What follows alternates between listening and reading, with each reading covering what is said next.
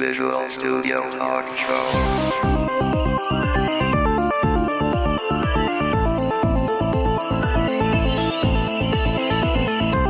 Visual Studio Talk Show est une présentation du groupe d'usagers Visual Studio de Montréal et de .NET Expertise.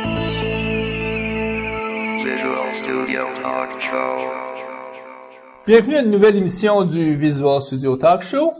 Le podcast, on discute d'architecture et de construction logicielle avec la plateforme Microsoft.net. Je suis accompagné de Guy Barrette. Salut Mario, ça va bien? Oui, je m'appelle Mario Cardinal. Et je m'appelle Guy Barrette. Et avec nous, François Beauregard. Un habitué. Salut. Oui, troisième participation. Troisième émission. Donc, vous le voyez pas, mais là, François, il est très relax. Tu sais, les gens, quand ils arrivent, surtout quand c'est la première émission, on sent le stress.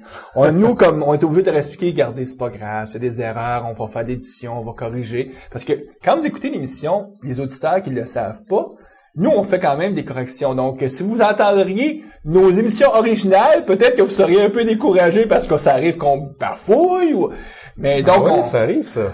Ou en tout cas, on se répète, ou en tout cas, une chance qu'il y ait de l'édition. Puis, donc, dans ton cas, à toi, François, pas trop stressé. Non, je me dis, on va jaser, on va chiller, comme disent les ados. Puis, c'est plaisant, parce que, un coup qu'on a vécu l'expérience, ça paraît que tu t'en viens ici pour avoir du plaisir. Ouais. Pour moi, c'est un trip de venir avec vous autres. Je suis bien content d'être là. Puis c'est une des raisons pourquoi, je pense, Guy, en tout cas, je vais parler pour toi, mais moi, je sais pourquoi je fais l'émission. Ça fait 4 ans qu'on fait ça. Mm-hmm. À toutes les émissions, j'ai des petits moments où je comprends des choses. Où je fais, Puis ça, là, ça vaut les efforts. On fait cette émission-là, on passe ce temps-là en premier lieu pour nous autres. On est égoïste. On est très égoïste. Là. Puis, on se reprend en partageant tout ça sur le web. On est quasiment surpris qu'il y ait pas de monde que ça qui écoute l'émission. En tout cas, faut croire que ça doit pas être si mauvais. Hey, nous, on se prépare à aller la semaine prochaine au MVP Summit. Oui, Seattle Redmond. Donc, on va aller découvrir ou en tout cas se faire reconfirmer les tendances futures de ce qui s'en vient avec la plateforme Microsoft.net, le cloud computing et tout la ça. Bastra. Et Silverlight, etc., etc. On doit avoir du fun, hein? Absolument. Absolument. Du fun. Absolument. François, la formule d'émission, t'as connais. Oui. Donc là, il va falloir qu'on situe un peu qui est-ce que tu es. Oui. Donc, faire un peu ta biographie. Puis après ça, on va parler du contenu. C'est quoi qu'on parle aujourd'hui? On va parler d'agilité dans les grandes organisations. Donc, le développement logiciel agile, qu'on sent qui commence à arriver dans les plus grandes organisations. Qu'est-ce que ça veut dire? Qu'est-ce qui se passe? Quel genre de défis? Quel genre de conduite du changement? Les succès? On va raconter un peu différents vécus. Puis on va essayer de comprendre qu'est-ce que ça veut dire par rapport à l'évolution du développement logiciel agile qui était, si on veut, il y a pas si longtemps, un peu plus dans la niche. Et là, on sent que ça devient un peu plus répandu. Parce que si on me demanderait comment tu décrirais François Beauregard, essentiellement, moi, ce que je dirais, écoute, c'était un des précurseurs Un illuminé à l'époque. Puis qui est, reconnu pas juste dans la communauté québécoise, au Canada, même, je dirais, en tout cas, dans toute la communauté francophone, parce que tu donnes de plus en plus de formations sur Paris. Oui. Donc, Scrum Master, beaucoup de formations pour aider les gens à maîtriser l'approche Scrum. Oui. T'as créé une firme qui s'appelle Pixis, qui applique les techniques agiles. Donc, vous faites pas juste en parler, vous le faites. On essaie de le vivre, oui. Donc, vous le vivez au jour le jour. Puis moi, pour avoir rencontré certains de tes employés, le climat, on sent les ondes positives. Hein? Les gens ont du plaisir chez vous. Ça, en tout cas, ça transpire. Ça fait plaisir à entendre. Puis, depuis 6 ans, 7 ans, tu vis l'expérience de créer une entreprise qui applique les techniques agiles. Tu fais beaucoup de transfert de connaissances, expliquer aux gens comment utiliser la technique. Et plus que ça, tu es innovateur dans la mesure où est-ce que tu l'appliques pas juste dans les petites organisations où est-ce que là, c'est facile de bouger. Mais maintenant, là, depuis surtout 2 ans, vous le vivez avec les grosses organisations, les gros Titanic, là, que c'est difficile à bouger. Puis c'est de ça qu'on va parler aujourd'hui. Ouais. Comment faire bouger nos Titanic pour les rendre agiles quand, par définition, si t'es un gros bateau, t'as tout ce qu'il faut pas pour être agile. Il y a, si on veut, des prédispositions négatives ou des choses à changer, évidemment, dans l'organisation. Puis c'est ça qui va être intéressant de discuter, là. Ben, écoute, on fait la pause. Ouais. On revient pour on en discute. Parfait.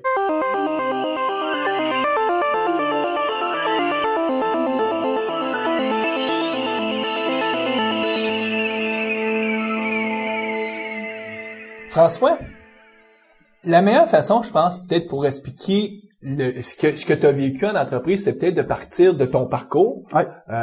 Comment tu décrirais ton parcours? Ben, on va commencer en 2002 parce qu'avant, c'est peut-être moins intéressant pour le sujet qui nous intéresse. Mais si on veut, on a créé le groupe d'utilisateurs agiles de Montréal. Je me rappelle pas si c'est en juillet ou en septembre, mais en 2002. Donc, nous, on s'intéressait déjà à l'agilité depuis grosso modo 1 an avant. On avait démarré la boîte en 2000. Puis on était clairement à la recherche d'une façon différente de faire du logiciel. Si on veut, on a créé un peu la boîte d'une frustration, du fait de pas être satisfait de notre métier. Donc, on cherchait quelque chose de différent. Puis l'agilité, au premier abord, surtout quand tu t'attaques aux premières lectures qui parlent de extreme programming, donc de choses un peu, d'idées un peu extrêmes, juste par le nom, tu te dis, oh, il y a quelque chose de différent là. Et nous, on a été attirés au départ par ça, OK? Pas nécessairement parce qu'on comprenait ou on savait qu'est-ce que ça voulait dire, puis on était en mesure de poser un diagnostic puis de dire oui, c'est ça la voie du futur. Au départ, on est vraiment intéressé à ça. T'avais vécu une souffrance, tu t'es dit plus jamais je veux vivre ça, puis quand on vit une souffrance qu'on veut plus la vivre, on est à la recherche d'une autre option, puis ça t'a amené à lire des choses sur l'extreme programming puis sur Scrum. Exact. Et donc, en 2002, on décide de démarrer le groupe d'utilisateurs agiles de Montréal. Puis évidemment, on était une communauté à l'époque très petite. Je me rappelle en début 2003 avoir fait une présentation sur l'intégration continue avec mon collègue André Brissette. On était deux présentateurs devant une magnifique audience de 3 personnes. OK, on était vus un peu comme des gens bizarres, des gens justement qui ont des idées qui sont pas qui sortent des chantiers battus.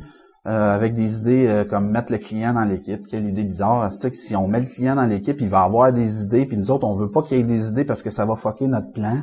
Tu sais, fait qu'on se dit, hey boy, ça a l'air vraiment des bizarres ces gars-là. Ils s'installent des fois 2 devant un ordinateur. Et Caroline, ça va coûter 2 fois plus cher, ça. Mettre 2 personnes devant un ordinateur pour programmer. Quoi d'autre? Ils utilisent beaucoup de post-it, beaucoup de fiches cartonnées, là, ce qu'on appelle des cartes index. Donc, on était vraiment vus comme des gens un peu excentriques. Pour ça que pour moi, dans l'évolution de mon parcours, de 2002 à 2005, je compare souvent, je me compare à un paysagiste. Dans le sens que souvent, on fait appel à un paysagiste, mais on veut juste qu'il tonde la pelouse. Moi, j'arrivais là, puis je voulais poser des plates-bandes, des arbres, ça serait beau, tu sais. Mais le monde, je disais, arrête, contente-toi de faire la pelouse. OK? Donc, nous autres, on voulait proposer à nos clients des façons de faire différentes, de faire du logiciel. On leur disait ça va améliorer vos vies, puis ainsi de suite. Évidemment, on avait une certaine conviction là-dedans. Fait que pour moi, c'est la période de traverser un peu du désert, période d'évangélisation qui était difficile par moments. Je dirais aujourd'hui, avec le recul, les gens, l'image qu'on donne un peu de cette période-là, c'est que c'était un peu les gens qui sont allés vers ces approches-là, vers ces années-là, on les présente souvent un peu comme du monde un peu plus forcément de gauche, plus granola. On essaie de rendre ça un peu mythique. Ouais. Quand c'est pas forcément le cas, je pense que c'était juste des gens souvent très méticuleux, qui avaient peut-être pas l'air pantoute d'épis, qui étaient très, mais qui cherchaient juste une autre façon de faire du développement logiciel. Pour ceux qui me connaissent bien, je suis loin d'être un grano. Fait que c'est ça, 2005, ça correspond un peu à un tournant, où là, on se dit, on passe de bizarre à, je dirais, une curiosité. Les gens commencent à s'intéresser à ce qu'on dit. Okay? Parce qu'il y a eu beaucoup d'articles. Ils commencent à avoir des succès. Ouais. Fait que là, le monde se dit, oh, là, si ça a marché une fois, tu sais, le scepticisme en 2005 reste encore, je dirais presque partout, mais il commence à avoir des exemples de succès. Fait que les gens commencent à se poser des questions plutôt que juste dire d'entrée de jeu sont bizarres. C'est une curiosité. Ouais. Je pense que 2005, c'est la première année où on a fait une émission. Peut-être. Parce qu'on a commencé en 2004, donc quelque part en 2005, fin d'année 2005. Moi, je suis devenu entraîneur Scrum fin 2004, donc ça fait du sens. Quelque part en 2005 ou début 2005. Tu vois, parce que, en tout cas, je peux parler pour moi, je parlerai pas pour toi, Guy, mais moi, je suis l'exemple. En 2002, j'avais aucune idée de ce que c'était. Peut-être ça a commencé une sensibilisation autour de 2004, puis tu sais, moi, je suis plutôt de nature un peu rébarbatif. Ben non, c'est pas vrai que je suis rébarbatif à tout ce qui est nouveau, mais je suis un peu sceptique. Mm-hmm. Puis surtout quand les choses semblent un peu désordonnées à prime abord, je suis comme ouf. Donc mon premier réflexe c'était de dire bon, c'est quoi cette affaire-là?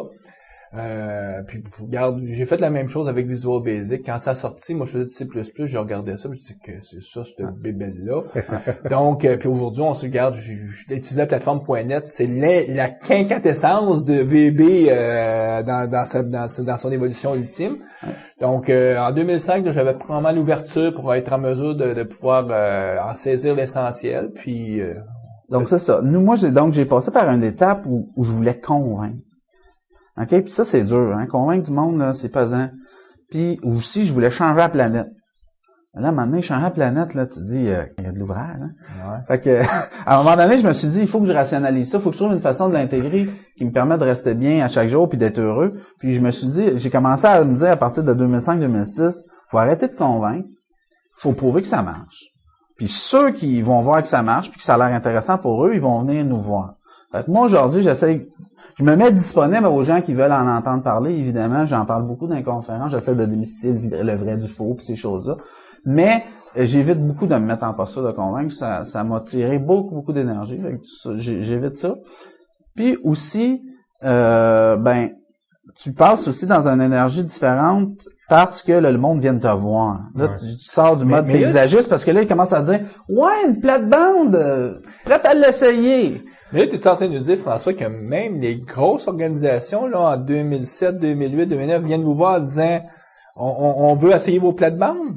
Oui, il arrive plus à dire, je suis prêt à te payer, puis convainc-moi. Ben, je dirais que, justement, vous voyez, en 6-7 ans, là, il y a un renversement complet. Aujourd'hui, je dirais, la grande majorité des organisations s'intéressent à l'agilité. OK, ils se disent, qu'est-ce que ça peut faire pour moi? Ont des initiatives pilotes ou je dirais que même les grandes organisations, si tu cherches un peu dans à peu près toutes les grandes organisations, tu vas trouver quelque part un petit groupe qui a un projet ou une initiative. Ou il y a vraiment, aujourd'hui, je dirais peu d'organisations. Peut-être que je suis biaisé aussi parce que c'est ceux-là qui m'appellent, mais j'en vois énormément qui sont au moins dans une démarche d'étudier sérieusement la chose. Fait que c'est un renversement complet de la situation. Il y a quand même beaucoup d'écrits maintenant, des écrits formels, des livres, donc, des choses abordables là, qui peuvent facilement. Puis je pense que la preuve est faite que ça fonctionne. Là. Un gros signe de ça, c'est que maintenant, si vous cherchez l'agilité, à peu près toutes les sociétés de services en informatique offrent en quelque part de l'agilité. Ça veut dire qu'ils ont un groupe ou ils ont des experts, ils ont quelques personnes dans leur organisation qui s'y intéressent. Donc, si les grandes SS2I, donc les grandes sociétés de services se mettent à offrir ça, c'est qu'il y a un marché. Mm-hmm. Donc, moi, je pense que là, on est en train de passer de l'étape des early adopters à justement tranquillement une généralisation un peu plus grande. Puis ça comporte son lot de défis, puis son lot de risques intéressants. Oui, parce que de ton côté, c'est comme un aboutissement. Ouais. Fait que là, tu vois tous ces efforts-là que tu as déployés au niveau des années.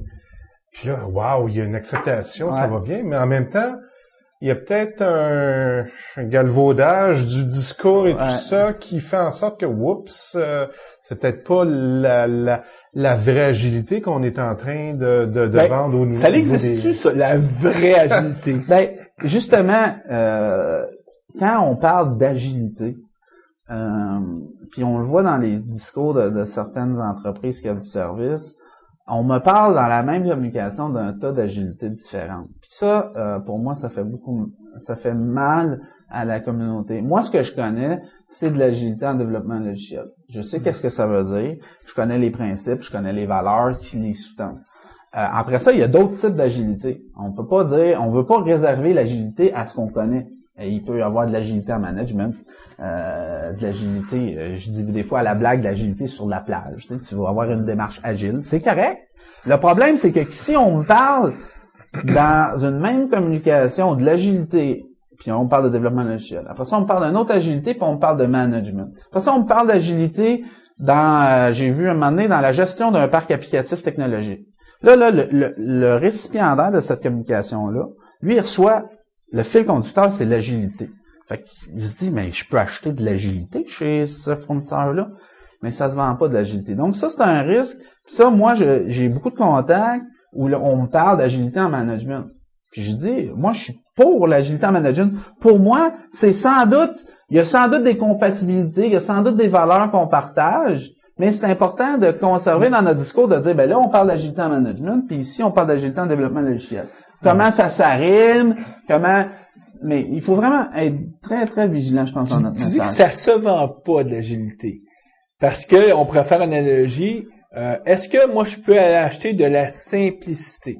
Est-ce que ça s'agit de la simplicité? C'est plus une caractéristique d'un travail qu'on peut faire. C'est le résultat.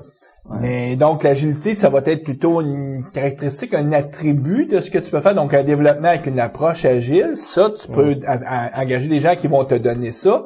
Oui. Mais l'agilité, là... Puis je peux vendre des conseils. Je peux aider une organisation à devenir agile. Mais quand je vois des choses comme l'agilité garantie, c'est comme exclure le client de l'équation. Moi, là, je peux pas vendre à un client puis être honnête, puis te dire, ben regarde, avec moi, là, si tu fais une démarche de transition vers l'agilité, c'est garanti. C'est comme si je vendais un objet, puis je te dis, ben c'est une garantie d'1 an ou 3 ans. Ça se fait pas. OK, moi, je peux te garantir mon implication, ma volonté de vouloir t'aider à faire ça. Je peux te vendre mon expertise, je peux essayer de te convaincre que je suis la bonne personne, oui.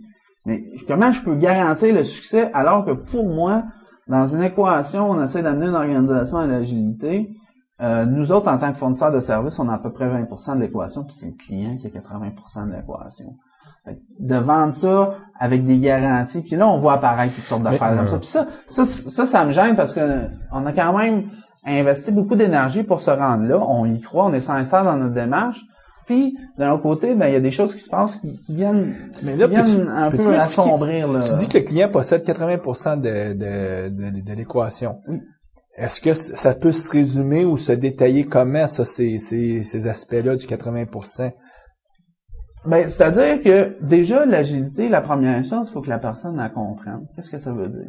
Puis dans la plupart des organisations, puis là, si on parle du sujet spécifique, la grande organisation, ben, ça implique un changement de culture. OK?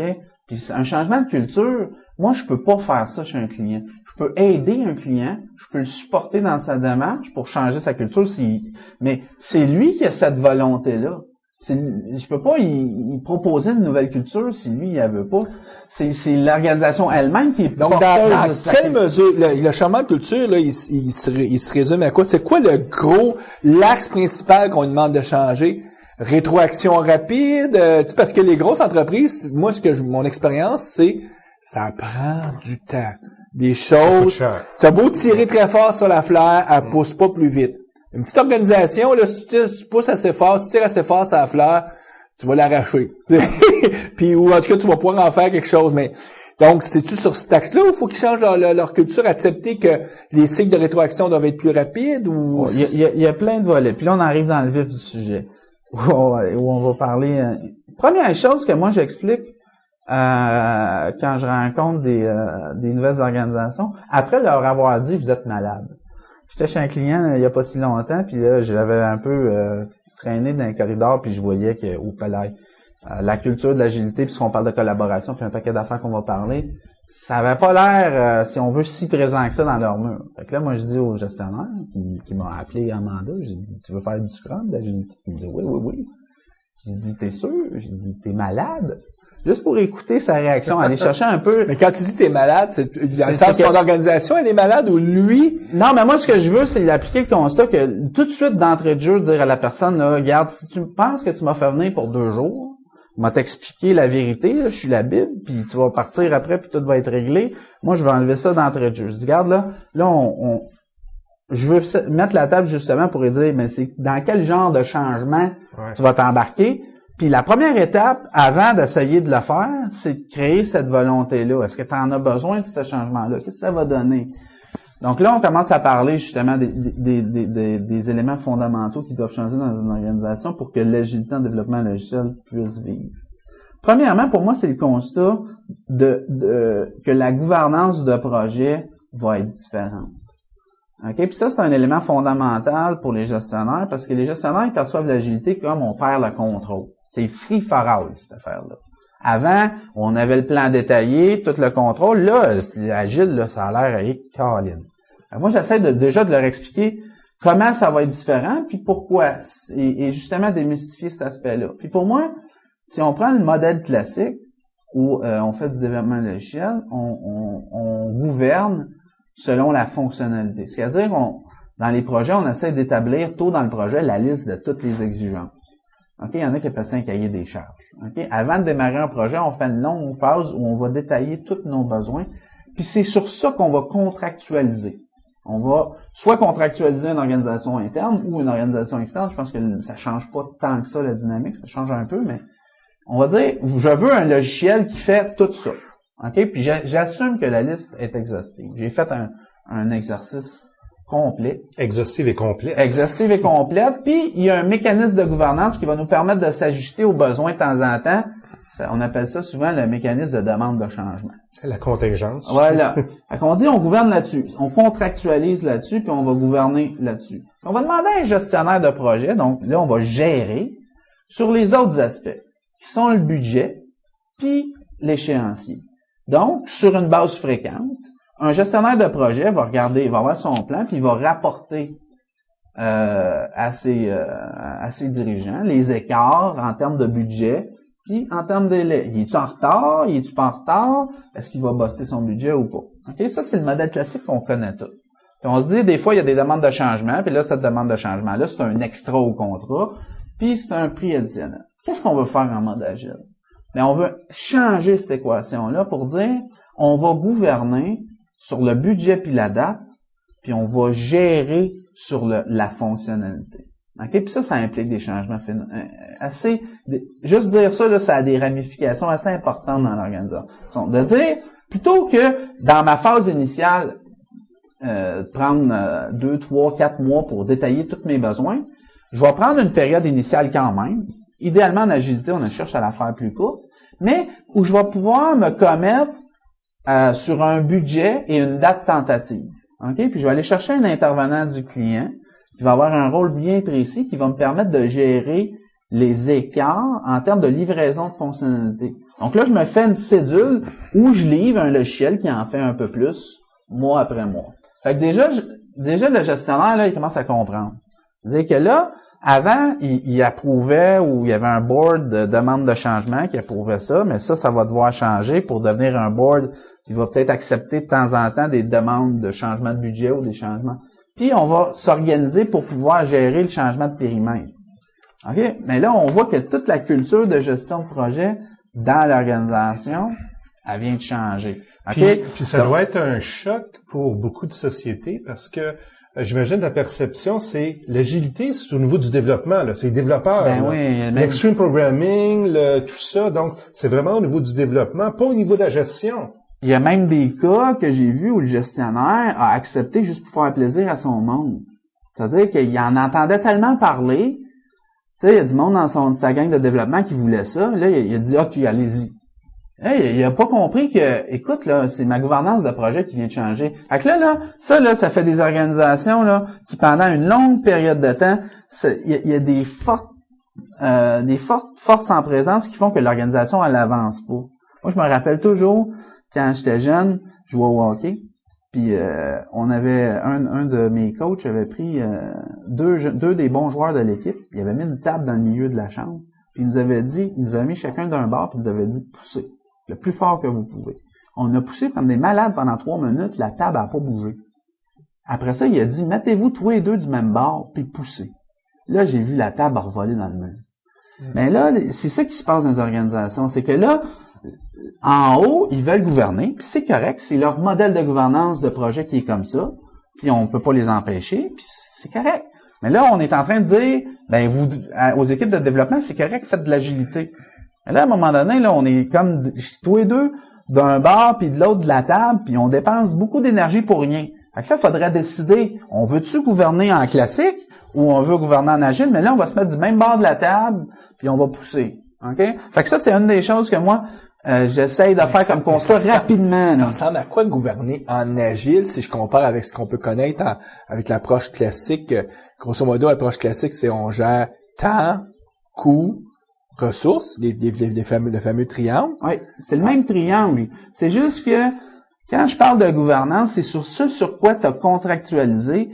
Donc, c'est des mécanismes un peu plus lourds dans l'organisation. En mode classique, c'est le processus de demande de changement. En mode agile, c'est le processus où je vais demander un budget additionnel ou une date additionnelle. Mais je vais laisser le périmètre se gérer à l'intérieur du projet, puis je vais demander à un gestionnaire qui va me gérer les écarts, me dire, selon la cédule prévue de livraison de fonctionnalités dans le mode incrémental, qu'est-ce qui se passe? OK? Alors qu'en mode classique, je prenais mon Gantt en MS Project, puis je disais, je suis en retard de X jours, et j'ai tel budget que je suis en train d'exploser mon budget de X%. Là, on va gérer en se disant, on peut prendre des décisions rapides au quotidien avec un gestionnaire sur le périmètre, mais on va avoir un mécanisme plus lourd quand on veut changer le budget puis changer la... Donc, parce que, ça implique un changement des rôles là dans l'organisation, justement, parce que si on veut faire ça veut dire que tu chercheras pas à définir toute la séquence des activités. Ce que tu vas plus chercher à identifier, c'est quelles sont les ressources. Tu vas dire, un coup que j'ai identifié que j'ai, mettons, 6 ressources, eux autres décideront bien leur séquence d'activités. Je fais juste dire, ils travaillent pendant une certaine période de temps, ces 6 ressources-là, puis ils me coûtent ce coût-là. Ouais. Mais j'ai pas besoin de définir toutes les activités qu'ils font, puis après ça, de dire, pour vous aider à comprendre, c'est que dans un plan classique, Microsoft Project que vous connaissez, on met des activités, justement, comme tu dis, Mario.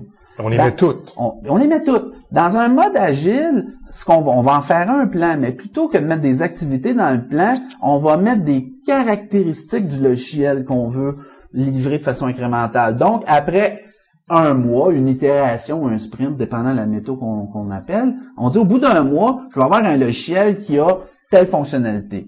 Au bout de 2 mois, il va avoir telle fonctionnalité de plus. Au bout de 3 mois, telle fonctionnalité. Donc, je construis un plan, mais qu'est-ce que je vais mettre dans le plan, c'est fondamentalement c'est pas différent. les activités, c'est essentiellement la valeur pour le client, donc les fonctionnalités. Le plan agile, pour moi, c'est l'expression de la stratégie incrémentale d'un client pour livrer un logiciel. OK? Alors qu'un plan classique, c'est l'expression de la stratégie d'un gestionnaire de projet pour accomplir une liste de fonctionnalités. OK? C'est là qu'il y a un changement fondamental. Donc là, si on arrive avec ça dans l'organisation, déjà, moi, je dis aux gestionnaires, je dis, mais là, tu comprends-tu que tes gestionnaires de projet, impact, déjà, il va falloir qu'ils apprennent à gérer différemment. J'imagine, plus que tes gestionnaires de projet, ils ont les certifications de type PMI et compagnie, plus le pli est tellement fort que c'est très difficile d'échanger. Ouais, ça, écoute, plus en fait, je dirais pas nécessairement... PMI étant le Project Management Institute, là. Puis c'est pas nécessairement le PMI tant que ça, mais plus que la culture de gestion de projet classique est ancrée dans l'organisation, évidemment, plus ça va être difficile à défaire. Parce que j'essaie d'éviter un peu la guerre des chapelles avec le PMI. Moi, je pense que le PMI dit plein de bonnes choses. Il va commencer à tout doucement intégrer des notions de gestion de projet en mode agile. Parce que moi, ce que je dis pas que la gestion de projet que le PMI propose, la gestion classique, c'est mauvais. C'est bon dans certains cas. OK? Dans les cas où j'ai un projet où je suis capable de mettre la liste des besoins, là, puis de les lister au complet. Puis que les besoins changeront pas. Exact. On s'entend-tu qu'en développement logiciel, c'est excessivement rare, voire jamais, ça? Par contre, il y a peut-être d'autres industries où c'est la méthode à utiliser. Moi, je dis pas que faut abolir la gestion de projet classique puis passer à la gestion de C'est un projet. peu- Ou dans des cas où l'industrie est tellement réglementée au niveau de la loi que ça prend ces méthodologies-là là, pour y arriver. Là. Ben ça, faut faire attention parce que moi j'ai vu des cas où justement je fais des projets dans le domaine militaire puis on a l'impression que c'est impossible, mais c'est juste la façon de rencontrer les exigences, ça va être différent. Mhm. Ok, les gens ils confondent ce que la norme ou la réglementation demande puis le comment. Ok, ils ont un comment qu'ils font aujourd'hui en mode agile. Souvent il y a un comment qui est différent qui va permettre d'y arriver. Finalement, c'est de reconnaître que dans toutes les possibilités de façon d'organiser une séquence d'activités, tu as une approche très où tu es capable de donner toute la liste des activités une par une, puis tu sais que rien va changer. Ça, c'est très rare en développement logiciel, c'est même jamais le cas, mais mettons pour je sais pas moi, l'exemple le plus classique, si je veux faire un gâteau, on connaît la recette, je suis capable de toutes les dire, puis répète ça, puis tu vas toujours faire ton gâteau de la bonne façon parce que il y a plus rien qui est variable. Puis dans l'autre axe, tout est variable complètement, c'est l'heuristique totale. C'est-à-dire que je connais tellement rien qu'il va falloir que je me réadapte, un peu le concept du fameux missile court après le sous-marin. Il sait pas où va être le sous-marin, donc il faut qu'il se réadapte, donc il faut trop qu'il se réaligne. Puis l'agilité est beaucoup plus de ce côté-là que de l'autre. C'est-à-dire qu'il faut comprendre que développer du logiciel, la séquence d'activité, on peut pas la prédéfinir, donc il faut être plus dans un mode adaptatif que dans un mode prescriptif où on définit tout à l'avance. Voilà. Moi, je prends souvent l'exemple, je sais pas si vous êtes déjà fait poser une piscine chez vous. Les gars qui posent des piscines, là, écoute, sont guéris, hein. Ils posent 3-4 piscines d'une journée. Puis eux autres, là, ils savent, OK? Fait que quand ils arrivent à une place, là, ils prennent 15 minutes pour regarder le terrain et disent, ça va me prendre une demi-heure creuser ça, 10 minutes faire ça, clac. Lui, il prend son plan, puis après ça, il fait tout simplement l'exécuter. OK? De temps en temps, il va avoir une surprise, il va rencontrer une grosse roche qu'il n'avait pas prévue, mais bon. OK? On s'entend qu'il n'y a pas de grosse créativité, il essaie pas d'inventer. Il va dire, c'est ton problème à toi, il y avait une roche là, moi, je l'avais pas prévu, donc paye le supplément. Paye le supplément, puis en fait, j'en ai d'autres de prévus, fait que je vais revenir juste la semaine prochaine. Ouais. Bon. Ça, c'est des cas où la gestion de projet classique marche, OK? Puis elle peut marcher pour des gros projets aussi. Puis mais c'est des projets où dans l'autre axe, on s'entend-tu, mettons, pour inventer le médicament qui va soigner le sida, le gars qui essaie d'écrire une recette puis de dire voici les 68 étapes à faire pour faire ça. Tout le monde va partir à rire quand ils vont voir son plan de projet. On va dire écoute, c'est de la recherche expérimentale. Faut laisser chercher. Donc là, c'est un peu aléatoire comment ils vont arriver. On met de l'argent puis on se croise les doigts qu'on va trouver le médicament qui va soigner le sida parce que là, on est dans un processus totalement heuristique, très recherche et développement. Puis le développement logiciel, pour moi, c'est quelque part un peu plus de ce côté-là sans être à cet extrême-là. Dans le sens que je peux m'asseoir avec un client quelques jours, quelques semaines, comprendre son besoin puis qu'on fasse ensemble une stratégie incrémentale pour y arriver. C'est-à-dire, j'essaie de comprendre c'est quoi son module le plus important dans son application, puis on dit on va faire celle-là en premier, puis on va l'étudier de façon un peu plus détaillée, puis le suivant, ben ça on en parlera un peu plus tard, puis j'essaie de mettre ça dans un plan pareil. Donc déjà, j'essaie en partant de rassurer le gestionnaire, il va en avoir un plan. Mais François, quand on essaie d'expliquer ça aux gestionnaires classiques, ouais.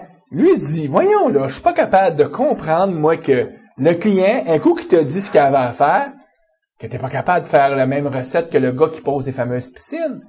Puis ce qui manque dans la variable, c'est de reconnaître que le jour où le client t'a donné son besoin, à la seconde après, le besoin vient de changer parce que lui aussi, dans un processus d'apprentissage, et lui aussi va changer sa façon de voir le monde. Donc, c'est un peu pourquoi c'est si difficile de trouver le médicament pour le sida. C'est que le fameux sida, il est toujours en mutation. S'il resterait comme il était en 1980, le fameux virus, probablement on l'aurait déjà résolu. Ouais. À cause qu'il est toujours en train de se muter, le monde dit « Ouais, c'est un méchant problème. Ouais. » Mais nous, le besoin, il est toujours en train de modifier, de changer. On les trouve achalants, nos clients, parce qu'on dit « Non, ils changent trop d'idées. » Mais c'est pas qu'ils changent d'idée, c'est qu'ils comprennent un peu plus ce qu'ils veulent. Puis ça crée la fameuse axe qui fait qu'on est beaucoup plus proche de la recherche que du projet classique, là. Exact. Donc, pour moi, le premier conseil, là, pour l'agilité dans les grandes organisations, c'est de chercher un intervenant, puis déjà, essayer de comprendre d'où ça vient, cette initiative-là. Y a-t-il une souffrance? Y a-t-il une souffrance? Trouver l'intervenant, puis essayer de parler à l'intervenant le plus haut dans l'organisation. Moi, si je peux parler au président, je suis content, puis je veux juste y expliquer, puis essayer de faire comprendre dans quoi qu'il s'embarque. OK?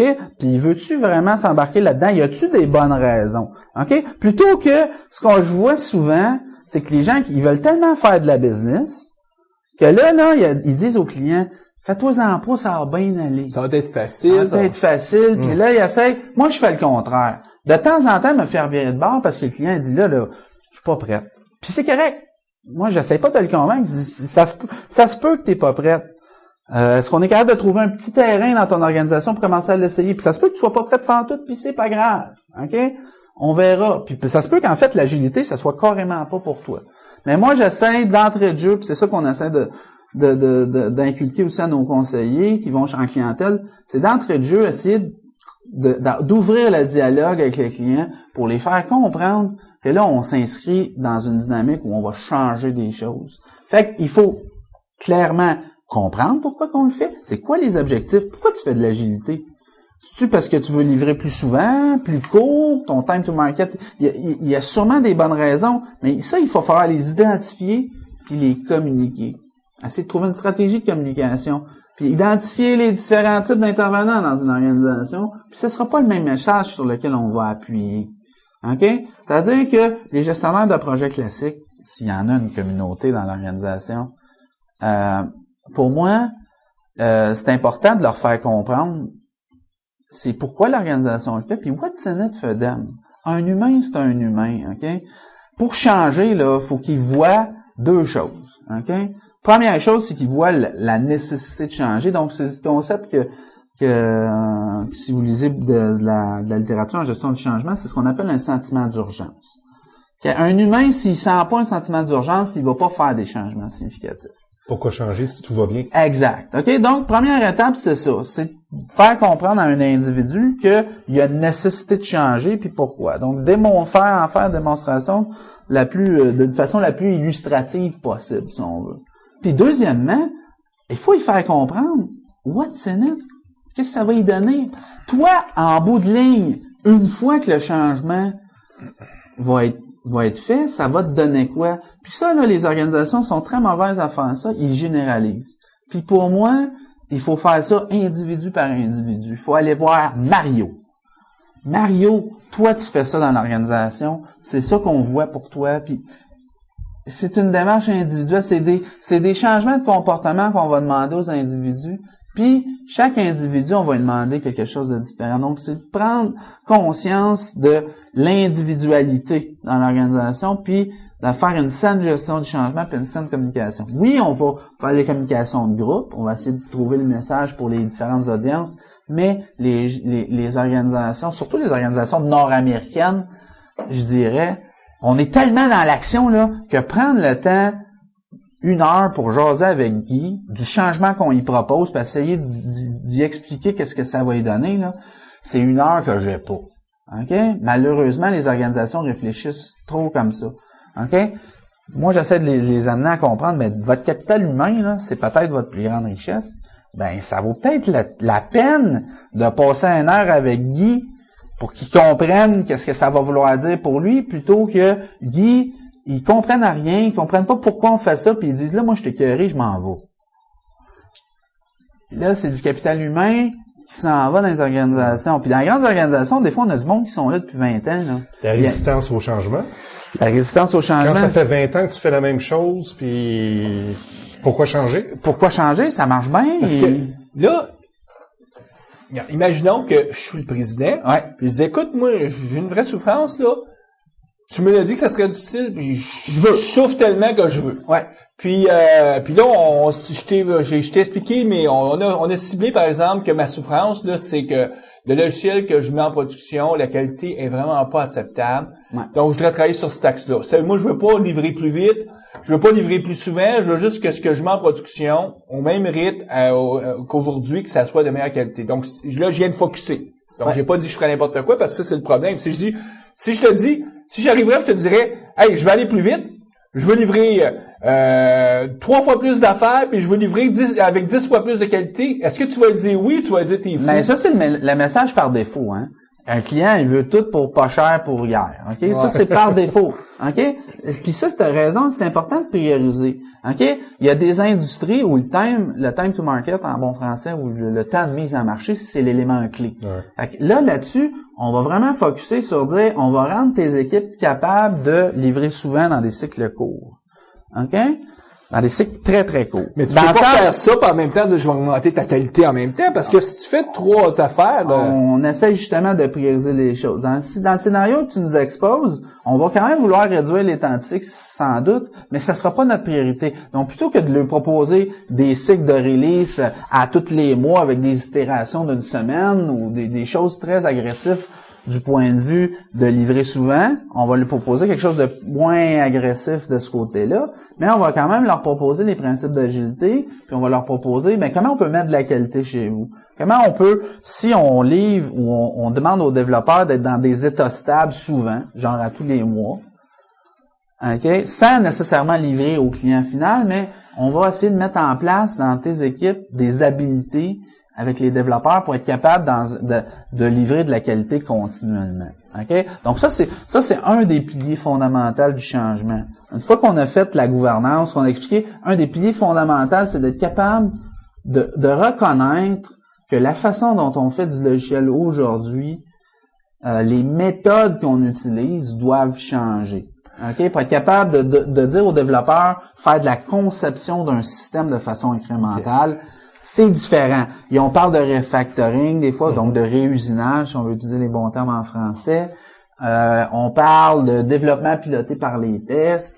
Mais ça, c'est des pratiques qui nous permettent de mettre en place une ingénierie logicielle solide, stable, qui nous permet de faire ça de façon incrémentale. Okay? Donc ça, c'est un des piliers fondamentaux que les gens sous-estiment, surtout dans la communauté Scrum. Parce qu'on regarde le squelette de Scrum, on fait des sprints, ça va bien aller. Mais faire des sprints, ce que ça dit, Scrum, c'est qu'à chaque sprint de 4 semaines, tu vas être dans un état où ton logiciel va être stable. Ouais. Ça, c'est pas mal plus facile à dire qu'à faire. Ouais. Faut définir qu'est-ce qu'on entend par stabilité, c'est-à-dire qu'est-ce qu'on entend par avoir vraiment terminé un état stable. Exact. Donc là, ça, c'est un des changements puis là, vous comprenez que mon intervenant, là, il a déjà pris une bonne baffe en se disant, Caroline, ma gouvernance va devoir changer, mes gestionnaires de projet, il va falloir que je les entraîne, il va falloir que je lui donne des... Puis là, je leur envoie un autre shot. J'ai dit, en plus, tes développeurs de logiciels, il va falloir qu'ils apprennent à travailler différemment. OK? On va mettre en place des techniques d'ingénierie différentes. OK?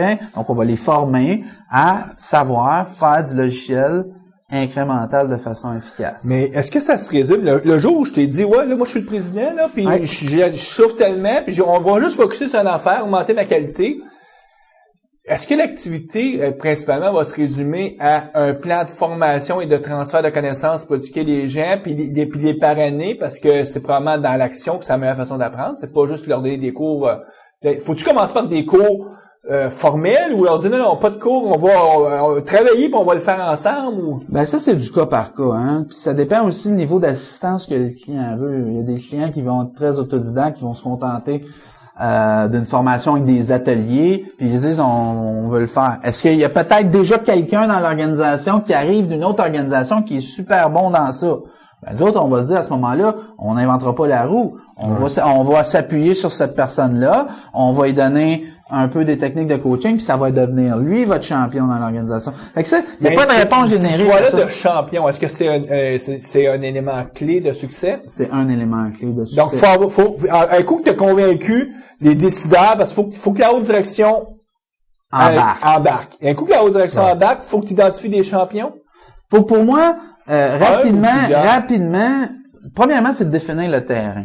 OK? C'est-à-dire qu'avec le client, là, si j'essaie de convaincre une banque, OK, qu'il faut qu'il passe à l'agilité de A jusqu'à Z demain, là, puis je m'en vais rencontrer le Big Bazooka, là.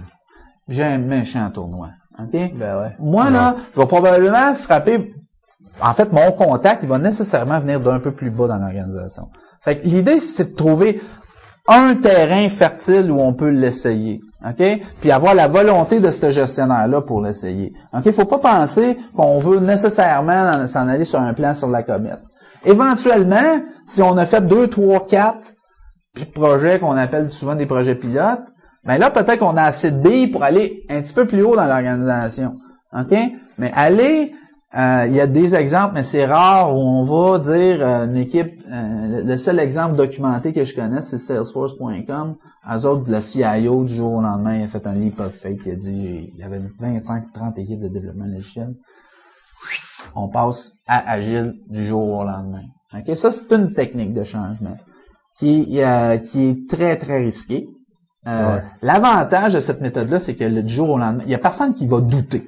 OK? Il y a personne dans l'organisation qui doute si on va en faire ou pas. C'est clair pour tout le monde. Ça, c'est l'avantage. Par contre, tu vas être dans un état probablement pendant plusieurs semaines, voire quelques mois, peut-être même plusieurs mois, mais tu vas avoir une période où là, ça va être un chaos, mais total. OK? Fait qu'il faut vraiment, là, qu'en arrière, là, le gestionnaire de haut niveau qui a fait ce call-là, il ait son équipe avec lui pour supporter les gens puis tout le monde se retrousse les manches. C'est une stratégie. Nous autres, on propose très, très rarement cette stratégie-là. On va la proposer parfois dans des éditeurs de logiciels où là, on a un nombre de personnes relativement restreint. Mettons, tu arrives chez un éditeur de logiciels, 30, 40 personnes, ben, let's go, tu vas avoir 4 équipes, on y va.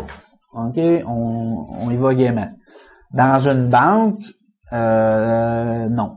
OK?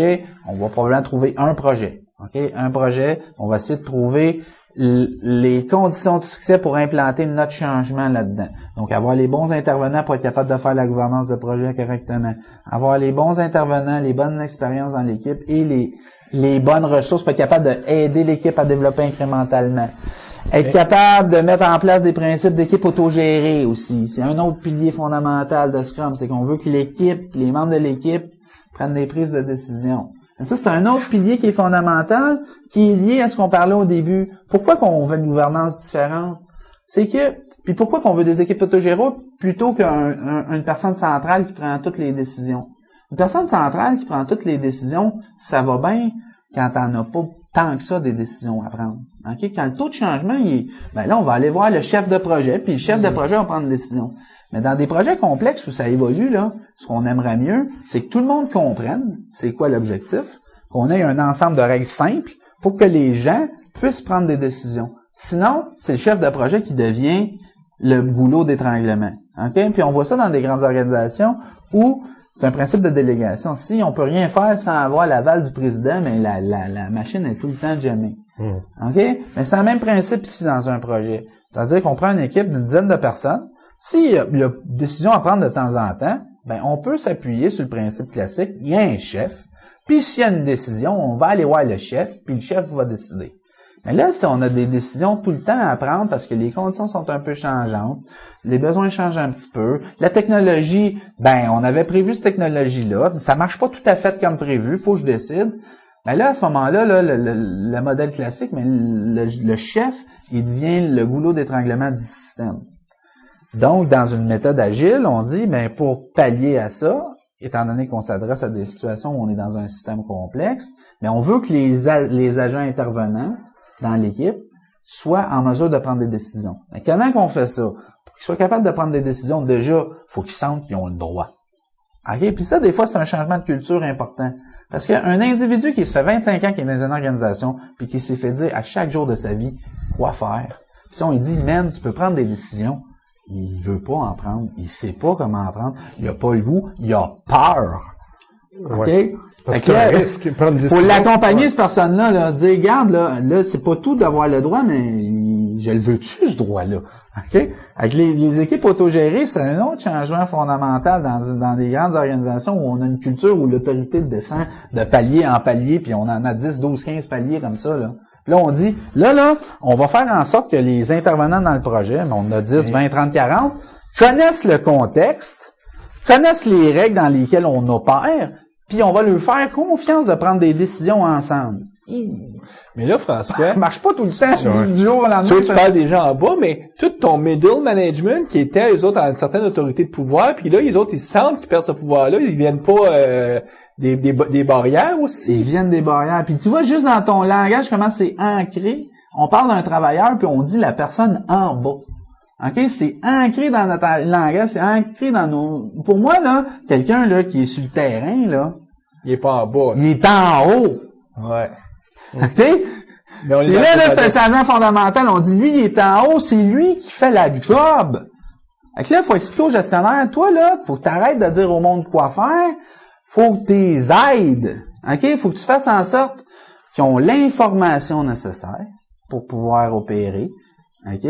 Puis que tu leur donnes les orientations. Ça, tu fasses en sorte que l'information circule. Fait que là, quand tu as plusieurs paliers de gestionnaires, là, écoute, ça te fait une belle gestion du changement où là, tu essaies d'expliquer à des gestionnaires qui se définissent par, puis encore une fois, c'est pas de mauvaise foi, ils se définissent par, mon rôle, c'est de dire à mon monde quoi faire. Là, tu dis, hey Roger, tu vas arrêter ça. Tu vas agir plus en tant que facilitateur, là, maintenant. Tu vas te mettre au service de ton équipe. Mais ça, il y a des gens, des gestionnaires qui accueillent ce changement-là avec une délivrance. Ils sont contents, ça rentre dans leur valeur, ils disent, moi, j'y vais. OK? C'est ce gestionnaire-là que je cherche quand j'arrive dans une grande organisation, parce que s'il y a un projet qui est piloté dans son unité à lui, c'est avec lui qu'on veut commencer pour faire un premier succès. Parce que lui, les aspects philosophiques, les gros changements de comportement, il les a déjà innés, si on veut, ou sont déjà intégrés, ou sont faciles à intégrer pour lui. Tu dis, regarde, toi, là, tu te mets en support à ton équipe. Il y a des gestionnaires qui me disent, j'agis déjà de même. Ben, c'est parfait. OK? Donc, ça, donc, ça a un impact sur la structure hiérarchique qui est en place dans une organisation. François, je t'écoute, là. Ce que je vois, c'est beaucoup de possibilités que ça flanche l'agilité. Simplement parce que il faut juste que tu aies quelques-uns de ces axes-là, de ces éléments-là qui sont pas présents. Puis, ce qu'il faut faire, c'est que déjà, ça marche dans des projets. OK? Mais pour intégrer un changement comme l'agilité, là, je parle du mot intégrer, là, à la grandeur d'une grande organisation, écoute, on est sur des projets de plusieurs années. Ouais. OK? On est sur des projets de transformation de culture, qui c'est des projets qui vont se mesurer en années. 3 ans, 5 ans. Puis là, on parle d'agilité en développement logiciel. Oui. Pas l'agilité, par exemple, au niveau management, qui était un autre probablement qu'il y a des concepts, si on s'intéresse fortement à l'agilité en management, moi, je commence à m'y intéresser tout doucement. Dans les 2 dernières années, je m'y suis intéressé plus, parce que je me suis dit, ces gens-là, ils portent les mêmes valeurs que nous autres. Ben, peut-être que là, on peut utiliser l'agilité en management pour proposer des choses à ces gens-là, dire, ben, votre structure organisationnelle, il va falloir qu'elle s'aplanisse. Tu sais, mais ça fait peur au GO1, là, puis tu veux probablement pas proposer ça au GO1, dire, aujourd'hui, vous avez 18 paliers de niveau hiérarchique, on se dit que d'ici 5 ans, il va en avoir 9 qui vont avoir sauté. La moitié. Là, tu peux pas proposer ça. C'est peut-être ça qui va se passer, en fait. Mais plus que ça, quand tu es un expert en développement logiciel, qui est-ce que t'es, toi, pour dire aux gens, voici comment vous devriez restructurer votre organisation? C'est un autre, on est à l'autre domaine. Et voilà, c'est pour ça que moi, mon métier évolue. Puis j'essaie de travailler de plus en plus avec des gestionnaires, puis travailler avec d'autres firmes qui sont des partenaires, que eux, leur métier, c'est gestion du changement, par exemple. Eux autres, leur métier, c'est ça, gestionnaire du changement, puis ils savent coacher des gestionnaires. Avec nous autres, on travaille avec ces gens-là pour leur dire, c'est ça le changement qu'on propose, puis là, on va agir conjointement avec eux autres. Moi, François, ça fait des bons duos. J'aimerais revenir, là, on est dans le camp, mais j'aimerais revenir à la prémisse de base. C'est-à-dire, j'ai réussi à parler à quelqu'un d'assez élevé dans l'organisation. Pour trouver un terrain où ça va pouvoir se faire. Mais il y a beaucoup d'opportunités qui sont pas de cette nature-là. On va parler des appels d'offres. Ouais. Mettons que si tu es au gouvernement, là, si tu n'iras pas parler à quelqu'un, là, ils vont plutôt émettre un appel d'offres, soit public ou les appels d'offres privés. Ouais. Puis ça, là, moi, en tout cas, je me souviens de quelqu'un à un moment donné qui m'avait approché parce que je faisais quelque chose avec du monde à la ville de Montréal, puis elle a dit, je veux utiliser l'agile, je suis dans un carcan où je suis pas capable de même penser à engager une firme agile parce que nous, la façon qu'on fonctionne, c'est qu'on faut définir tout, puis après ça, c'est celui qui charge le moins cher.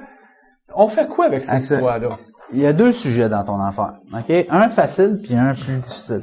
Le facile, c'est depuis tantôt, on parle de changer une organisation. OK?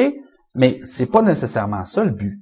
Le but, ça peut être de faire qu'un projet en mode agile parce que ce projet-là le nécessite et la stratégie, ça s'applique à ça. OK? Donc, c'est important de pas...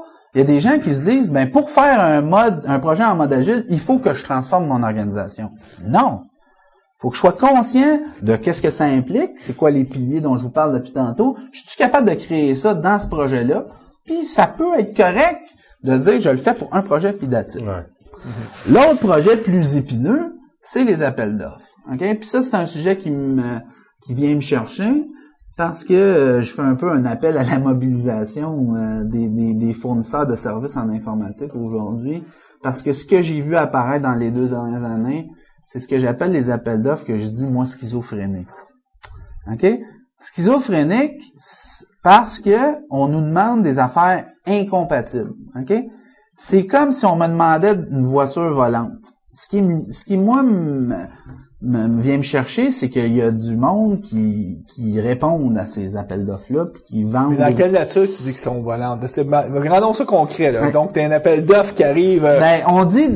le premier changement que je vous ai dit, c'est, pour faire un projet en mode agile, il faut savoir gouverner différemment. OK?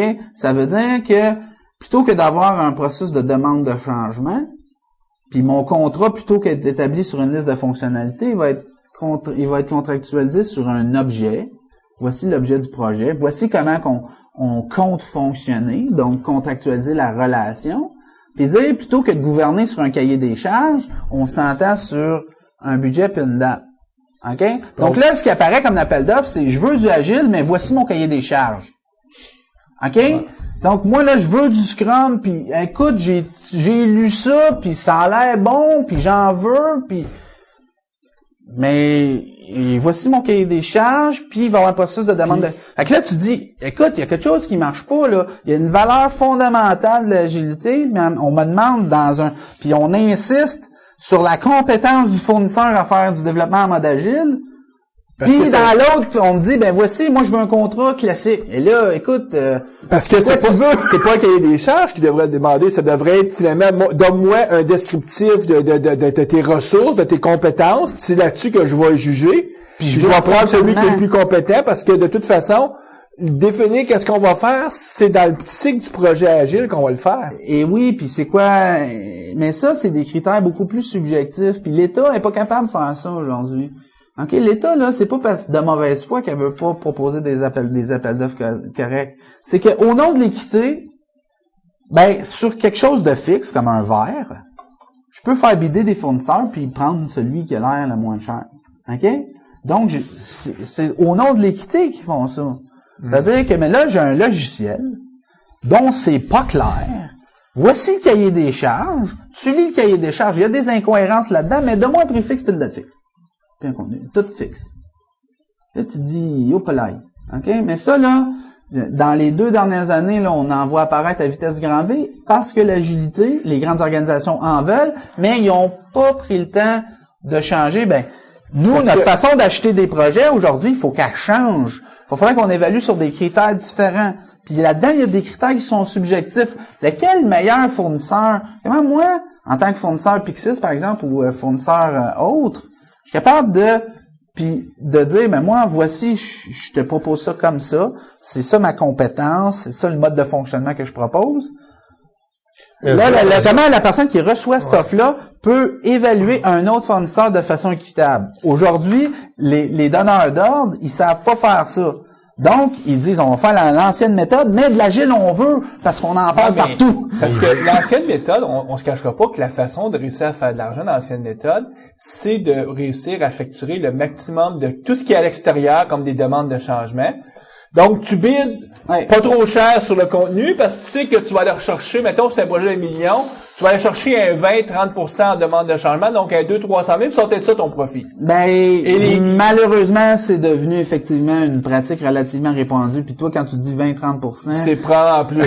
En tout cas, moi, ça, c'est dans les bons projets. J'ai vu, en tout cas... Ou des fois, c'est tout à fait le contraire. C'est-à-dire que tu as ton taux fixe, pour ton projet, puis tu le fais à perte parce que les demandes de changement, faut que tu les fasses sur ton compte. Là. Ouais, mais quand tu es une bonne grosse firme, tu as des spécialistes pour gérer la gestion du changement. Puis c'est comme ça que tu réussis à être en affaires, puis c'est comme ça que tu réussis de passer d'une compagnie qui avait 100 employés puis de venir à en avoir 20 000 en dedans de 15-20 ans. Parce que c'est l'art de travailler avec le gouvernement, entre autres, sur les appels d'offres. Puis ça, c'est complètement incompatible avec l'agilité. On a dit que l'agilité, les demandes de changement, ça devrait pas exister. Ben, les demandes de changement, en fait, ils sont au cœur. Ils sont gérés au jour le jour. Donc, d'un point de vue contractuel, ce que tu veux t'entendre, c'est ensemble. On a pris une période ensemble. J'ai essayé de comprendre ton besoin assez. Puis, on a une manière de contractualiser notre relation qui fait l'affaire aux deux. Puis, on se dit, on est capable de bâtir ensemble une solution qui va coûter 200 000, qui va être produit à telle date ou qui va coûter X 1000, puis on va gérer ensemble ça. Mais ça implique de contractualiser différemment les choses. Avec des privés, on réussit de plus en plus à faire ça. OK? Ça, c'est Toyota qui a beaucoup été innovateur là-dedans, de comprendre que le but, c'est d'optimiser la chaîne dans son entier. C'est-à-dire que si mes fournisseurs sont prospères, là, c'est pas grave. OK, en fait, si mes fournisseurs sont prospères, ils sont sans doute des meilleurs fournisseurs pour moi. Si moi, de toute façon, je suis plus prospère, qu'est-ce que ça m'enlève que mon fournisseur soit plus prospère? Faut pas que tu fasses ton argent, toi, ton profit au départ de ton fournisseur parce que tu t'appauvris globalement. Voilà. Faut que tu fais ça, finalement, c'est le principe de je veux élever tout le monde, mes fournisseurs avec moi. Mais ça, là, ça demande une réflexion que les gens sont pas souvent prêts à faire. Faut-tu, comme, mettons, toi, là, t'es une entreprise. Ouais.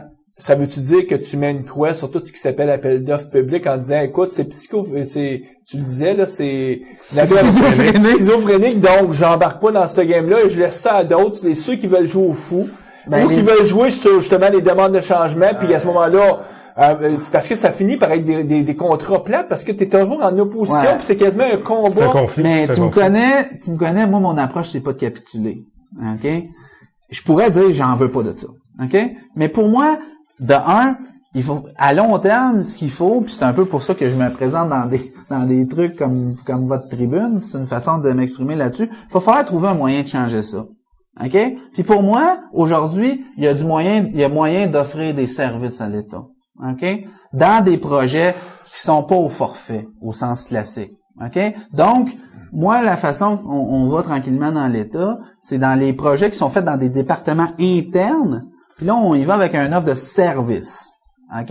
On prend pas un projet. OK? On va une offre de service. T'as le fonctionnaire un peu innovateur qui dit, moi, dans mon équipe de 7-8 développeurs à l'intérieur du ministère, je veux faire de l'agilité. Alors moi, je vais faire une offre de service pour aller l'aider à faire ça comme il faut. C'est pas un projet que tu livres. Mais ça veut dire que lui, il décide aussi de pas s'en aller avec un appel d'offres, ou est-ce que là, il va demander coût fixe, tout ça, sur un cahier de charge. Parallèlement à ça, moi, j'essaie de faire des contacts pour justement, puis j'en parle, pour que il y a du monde, quelque part, qui disent acheter des projets de développement logiciel, il va falloir que ça change. OK? Donc, effectivement, l'appel d'offres classique où il y a un cahier des charges, machin, là, ça, on répond pas à ça chez Pixis. On a décidé, c'est un choix d'affaires, de pas répondre à ça, parce que, encore plus quand il y a Agile dedans. Parce que des fois, il y a Agile dedans, fait que d'autres, on se dit c'est pour nous autres, ou il y a même le client qui nous appelle, hey, c'est pour vous autres, ça. C'est taillé pour vous autres, il y a de l'Agile, vous êtes bon là-dedans. Là, tu dis, mais moi, je réponds pas, là, t'es en train de me demander, comme je disais dans l'introduction de cette section-là, t'es en train de me demander une voiture qui vole. Et moi, c'est plate, mais je suis pas capable de faire ça. OK? Mais là, des voitures qui volent, ils s'en vendent plein en ce moment. OK? C'est bien dommage. Parce que l'État s'aide pas. Les fournisseurs qui font ça, ils s'aident pas. Ils se mettent dans des situations à risque. On n'est pas en train... C'est pour ça qu'on voit toujours dans les journaux des histoires d'horreur de projets qui... Il y en a... des millions de dollars avec zéro livrable. Puis ça arrive toujours... c'est bizarre, hein, ça arrive toujours dans les projets gouvernementaux. Ça arrive peut-être des entreprises, mais les entreprises ne publicisent pas. C'est sûr que c'est des généralisations qui sont risquées à faire, mais effectivement, on en a beaucoup de projets dans l'État qui, malheureusement, arrivent dans des situations un peu catastrophiques, où après un pourcentage significatif du budget, on est obligé d'arrêter le projet. Mais ça, là, il y a personne qui gagne là-dedans. Parce que le fournisseur, il perd sa réputation. Même si, mettons qu'il a fait de l'argent, il peut dire, je suis bien content, moi je l'ai eu, j'ai été payé, j'ai chargé des demandes de changement, mais le projet, il est canné, puis le monde le sait, puis ta réputation.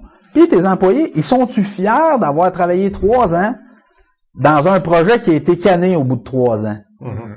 L'impact sur ton capital humain est quand même... Il y a personne qui gagne là-dedans, là.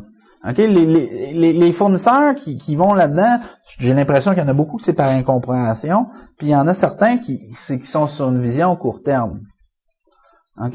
Mais là, il va falloir que, je pense que, surtout dans des projets d'envergure, où on a des projets ambitieux dans les organisations ou dans l'État, faut se donner des visions un peu plus durables, là.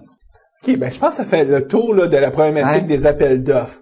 Si on revient, donc on revient à notre cas, là, il y a quelqu'un qui a accepté, puis donc la haute direction a accepté, on a commencé à identifier des champions. Donc si on récapitule, c'est quoi tous les piliers, ou en tout cas les points qu'on doit absolument avoir pour être capable de gérer du changement dans les grandes organisations? Exact. OK, dans le premier cas, pour moi, c'est que la gouvernance de projet soit changée. Comme on dit, qu'on soit capable de gérer les demandes de changement à même le projet, qu'on les gère plutôt qu'on les gouverne. Donc, gouvernance de projet, plus de la même façon. Voilà. Premier point. Une fois que tu as fait ça, pour moi, un des éléments qu'on oublie trop, c'est l'élément de fournir la compétence à nos équipes de livrer du logiciel de qualité de façon incrémentale dans des cycles très courts. On parle de cycles de 1 mois. Comment on fait ça, fournir la compétence, en engageant des firmes pour appuyer? C'est en engageant des firmes pour les appuyer, en donnant de la formation à nos gens, en faisant en sorte qu'on a des mécanismes dans nos organisations où on valorise ça. Donc, les gens qui ont été formés deviennent des formateurs à même leurs organisations. Les gens, on dit souvent mettre en place des communautés de pratique. OK? Donc, des endroits dans l'organisation où là, ben, les gens peuvent se réunir une fois par semaine, une fois par mois, où on va coder, par exemple. OK? Moi, je me rappelle toujours d'une citation, d'un de mes amis qui s'appelle Laurent Bossavi en France. Il a dit, pourquoi, quand je veux apprendre le judo, je vais m'entraîner à toutes les semaines, mais quand je veux apprendre à programmer en Java, on m'envoie une formation de 2 jours, puis on pense que c'est terminé. Mais il faut donner un endroit dans les organisations où les gens peuvent s'entraider, échanger, apprendre leur métier. Donc, créer ce qu'on appelle souvent, nous, des communautés de pratique. Où là, surtout, dû au fait que la technologie change tellement rapidement, ben, c'est plutôt que, au départ, tu vas peut-être t'appuyer sur un intervenant externe pour t'aider à faire ça, mais c'est pas une situation qui est pérenne. Tu veux créer ça dans ton organisation. Donc, on a gouvernance, on a donné la compétence de faire du développement incrémental. Donc, ça veut dire libérer le temps, parce que souvent, le monde va s'attendre à ce que les gens fassent ça sur leur temps personnel, le soir, la fin de semaine. C'est un peu d'aberration, ça aussi. Ça, pour moi, ça a toujours été à Pixis la même chose. C'est une relation, encore une fois, donnant-donnant. OK? Pour moi, l'organisation, elle doit créer l'espace. Mais les gens aussi, qui ont choisi ce métier-là, je pense qu'il faut qu'ils donnent aussi. OK? Fait que c'est pas coupé au couteau, là. OK? Moi, je pense que les organisations doivent donner de l'espace pour ça, doivent donner du temps. Mais je pense que les professionnels, si on est des vrais professionnels, il faut qu'on soit capable de donner de notre temps aussi. OK, on s'investit. Faut peut-être reconnaître que si on est en informatique, on n'est pas dans un secteur qui ne bouge pas. Donc, c'est pas parce qu'on a fini l'école il y a 10 ans qu'on peut continuer sur notre bagage d'il y a 10 ans. Faut reconnaître que nous, on doit être en formation continue, puis on devrait toujours allouer quelques heures par semaine. Donc, pour moi, c'est un investissement des deux côtés, ça. Ouais. Ça s'appelle gérer une relation saine entre un employé et un employeur. OK? Puis ça, malheureusement, il y a beaucoup d'organisations où on n'a pas ça. Ensuite, l'autre pilier fondamental, c'est d'être capable de prioriser. OK? On parle de prioriser l'envergure du changement. Qu'est-ce qu'on va changer? Il y a ça. Puis il y a dans la gestion de projet, avoir les intervenants à même le projet qui sont capables de prioriser en fonction de la valeur d'affaires de ce qu'on va livrer. Donc, influencer la stratégie incrémentale pour qu'après le premier mois, la fonctionnalité qu'on a développée, là, ça soit pas la moins utile, mais plutôt la plus utile. OK? Donc ça implique d'amener des intervenants du client dans les équipes. OK? Donc ça, c'est un des changements. OK? Moi, ce que j'ai vu dans les grosses organisations, c'est que les clients, là, tu réussis pas à les amener dans les équipes Ils sont trop occupés parce que les clients ont l'impression que faire un projet informatique, ben, c'est l'équipe TI fait ça, puis qu'eux, ils ont rien à faire, que c'est magiquement, le logiciel va apparaître. Voilà. Mais là, il faut falloir les amener. Puis si ces clients-là, malheureusement, il faut leur dire, ben, vous allez avoir le droit de modifier. C'est-à-dire que on vous donne un privilège de prioriser, mais ça vient avec une responsabilité. OK, moi, j'ai vu souvent dans des organisations, le client commence à être impliqué dans l'équipe, il a l'impression qu'il est dans un open bar. Tu sais, il change. Puis là, ça coûte pas plus cher parce que le budget vient d'ailleurs. OK, mais vous voyez que ça, c'est un autre changement important. Puis le dernier... Donc là, le troisième pilier, c'est de s'assurer finalement de la présence d'un client pour être capable qui va de prioriser adéquatement. Puis là, le quatrième pilier. Le quatrième, qui est le dernier, c'est l'équipe autogérée. OK? Puis ça, c'est un changement de culture profond là, dans une organisation, de se dire que là, on a des équipes qui se donnent le droit de prendre des décisions. Les gestionnaires sont en mode où on est en support aux équipes, où on exerce une autorité différente sur les équipes. On arrête de dire aux gens quoi faire et tout ce qu'on a parlé. On nivellise un peu, là. Ouais. On peut-tu les répéter, les quatre, là? Donc, premier pilier. La gouvernance de projet qui doit changer. Deuxième pilier. L'incrémental. Savoir faire du logiciel correctement de façon incrémentale. Donc, former nos individus. Le troisième. C'est d'être capable d'avoir le client dans l'équipe pour être capable d'avoir une stratégie qui permette de livrer de la valeur d'affaires tôt. Puis le dernier, c'est d'avoir des équipes, une culture dans notre organisation qui fait que les gens peuvent prendre des décisions. Donc on arrête de dire les gens en bas, mais on a des gens dans notre équipe. On arrête d'appeler des humains des ressources. Donc ce qui est intéressant dans ce que tu dis, c'est que le quatrième pilier, les équipes autogérées, est fortement attaché avec le deuxième pilier qui est de former nos gens. Ouais. De la même façon que le troisième pilier qui dit que le client devrait être partie prenante du processus de décision et de priorisation est assez attaché avec ta gestion de projet, donc ton premier pilier que tu dois complètement changer. Ouais. Ta gouvernance. Donc, c'est comme si le premier pilier puis le troisième marchent main dans la main, puis le deuxième et le quatrième marchent aussi main dans la main. Exact. Tout ça, là, c'est une stratégie globale. Il y a une stratégie de communication qui doit aller avec ça. On en a parlé au début de l'émission. Dire que faut que les gens comprennent pourquoi on fait ça. Qu'est-ce que ça veut dire pour moi? Qu'est-ce que ça va me donner? Ouais, donc ça, on pourrait dire, c'est un pilier, mais qui est en parallèle. C'est-à-dire, tout ça doit être... C'est une stratégie de changement. Faut que tout ça soit appuyé par une stratégie de gestion du changement. Si on veut changer l'organisation, j'insiste là-dessus, on en a parlé tantôt, mais c'est pas une fin, là. Si quelqu'un veut faire un projet en mode agile, c'est correct aussi, là. Sauf qu'arrêtons de nous faire croire qu'on veut transformer nos organisations si on veut pas les transformer, là. C'est un peu ça le message de fond, là.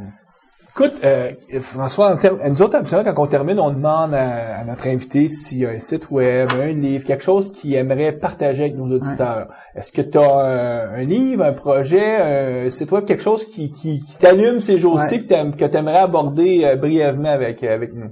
Ben moi, il y a un projet qui me tient bien gros à cœur. Vous étiez là au lancement de notre nouvelle image. On parle de la firme Pixis. La firme Pixis, et j'ai annoncé à ce moment-là notre volonté d'aller installer une antenne de Pixis en Afrique.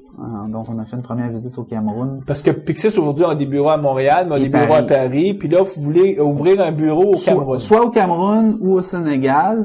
On se dit... Pourquoi? Parce qu'il y a un gros marché là-bas? Parce que... Non, on va aller là parce que les clients payent mal, parce qu'ils n'ont pas d'argent, puis toutes sortes de bonnes raisons comme ça pour qu'on me dit que je suis fou de vouloir aller là.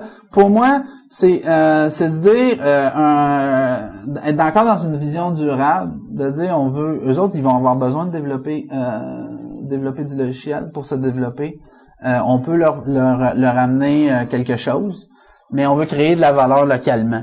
OK, essayer si on veut lancer un message fort à ceux qui font ce que j'appelle de l'offshoring un peu sauvage, où on va chercher de la compétence ailleurs dans le monde, mais dans un but strictement de payer le moins cher possible, donc d'aller chercher la richesse ailleurs. Moi, j'ai envie d'aller m'installer là puis de dire, est-ce qu'on peut créer de la richesse ensemble? OK, donc pouvoir développer du logiciel avec eux, faire notre métier de la façon dont on aime le faire, puis être fier, puis créer quelque chose localement.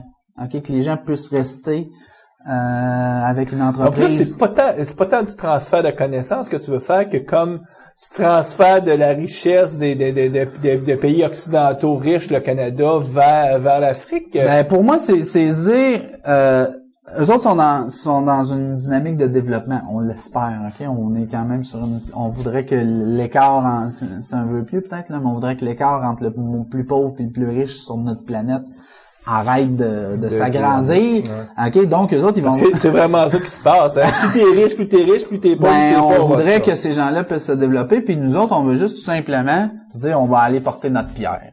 OK? On va aller s'installer là, on va travailler avec les gens localement pour développer des solutions que les autres ont besoin, soit dans le gouvernement ou dans des clients, puis on va essayer de transférer une partie de notre connaissance, créer une synergie avec des gens là-bas. Donc c'est une expérience pour moi qui me réserve, j'espère, un paquet de rencontres hyper riches. L'occasion, pour moi, c'est une occasion d'aller encore une fois rencontrer des gens, vivre des choses différentes. Tout ça. Donc c'est un peu dans cette optique-là. Écoute, peut-être que dans quelques années, on fera un podcast pour que tu nous racontes un peu ce vécu-là. Ça te permettra de partager ça avec les auditeurs. Ça serait, écoute, c'est mon plus grand souhait.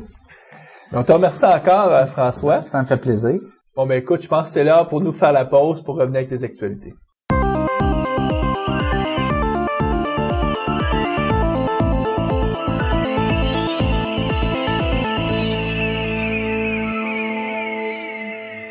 Monsieur Barrette, quelles sont les actualités qui ont retenu votre attention?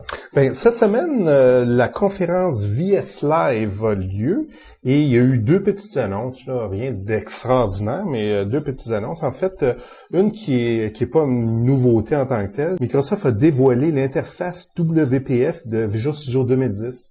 Donc, on avait déjà vu un screenshot, on avait déjà vu des petites choses, mais là, en fait, c'était pas encore prêt. Et ce qu'ils ont dévoilé lundi de cette semaine, c'est qu'est-ce que ça a de l'air là, finalement en WPF Visual Studio. Donc, ça c'est intéressant. Est-ce que c'est très différent de ce qu'on connaît aujourd'hui? Pas tellement. Encore des menus, des boutons. Il y a rien. On sera pas trop perdu. On sera pas tellement perdu. Sauf qu'à l'œil, c'est un petit peu différent.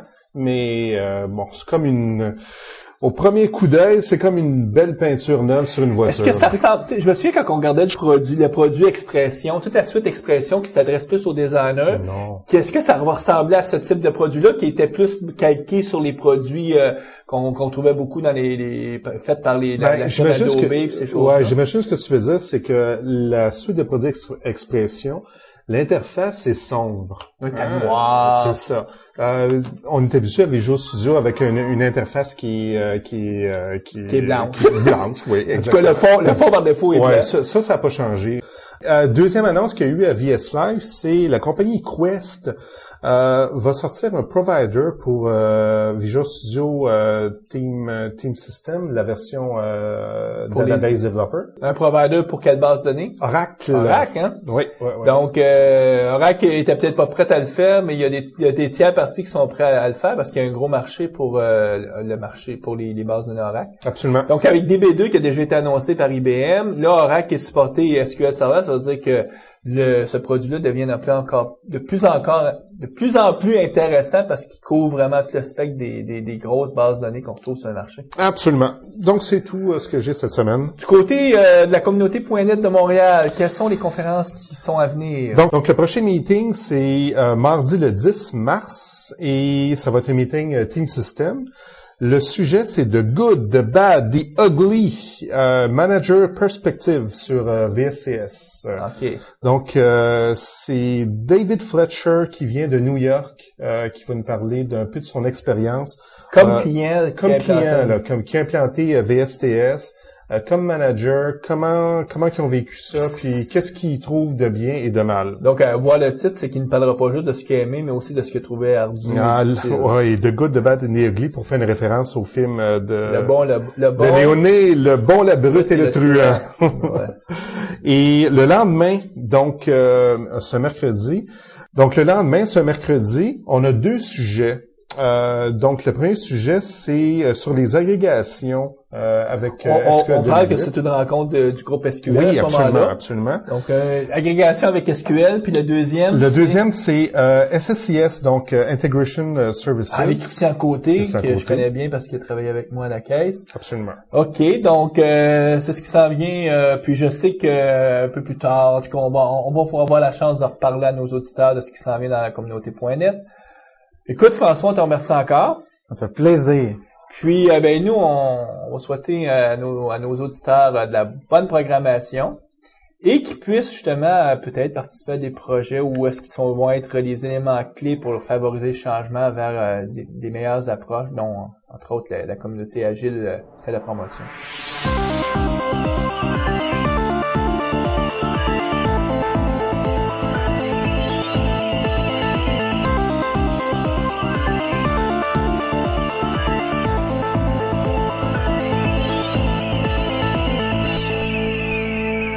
Visual Studio Talk Show.